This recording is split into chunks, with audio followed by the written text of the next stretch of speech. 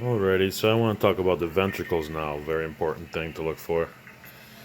So you see on this one again how this ventricle side sits up higher, it's more closer to the surface. So that's why this one's going to be usually the one you find open more. And then this one sits down in deeper, more protected kind of. So in this case, like I said, this one got bashed in. That's why they're both open. But usually you just find this one open and then this side sunken in. Okay.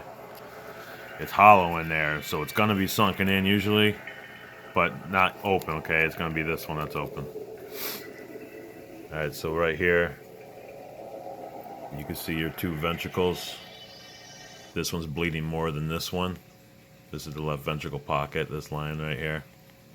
Nice coronary artery that runs down. Nice entrance of the inferior vena cava right here. That's running up through and connecting to the superior vena cava that's running out of the atrium, because it's running right through and coming out here. Okay, you see these these ventricle chambers are diagonal from one another. All right, you see it right here, diagonal. This one on the right is blown open more than this one over here. And you can see that coronary artery running right across the front right here. Comes down and runs right across the front. On this case, this one's coming right down right here. And then like this, it's coming down. Starts up here on the left, comes down, runs across the front. Here's that ventricle pocket. You can see where it bled the iron oxide on this one. And then this flap right here is bleeding this blood. So this is diagonal as well. Diagonal as well. Kind of on diagonal here.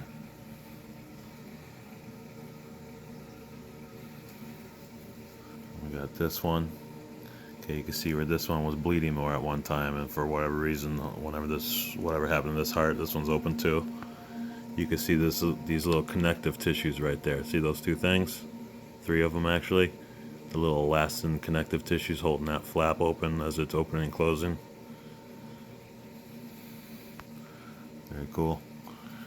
Okay, here's a great example of the left ventricle pocket. It's going to open and bleed. And then this side's kind of just going to sink down in a little. Here's the bulbous of the aorta up top. Here's how this one just kind of sinks down in, goes all the way up to the atrium, sinks down in, but it blew open on this side. Okay. You can see those little lines in there are the chordae tendinite straps. Here's another great example, okay.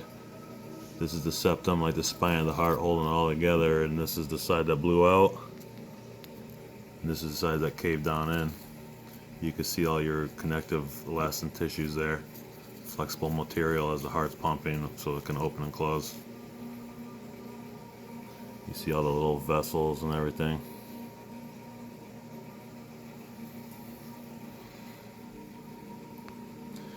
Here you are again. These are your ventricle chambers. See, this one blew open right here. This is your septum in the middle of that spine of the heart. You can see how it runs right up, nicely cuts itself off right here in a perfect square, 90-degree angles into the atrium. These two are the ventricle pockets. You can see how this one's the one that wants to open and bleed right here.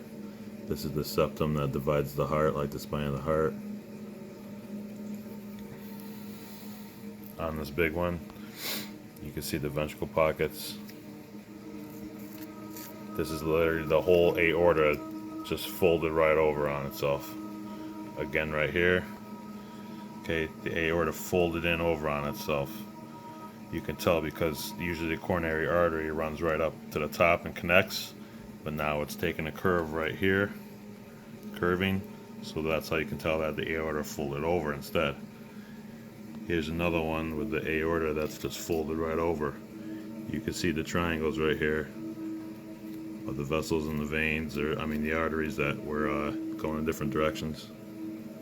See those?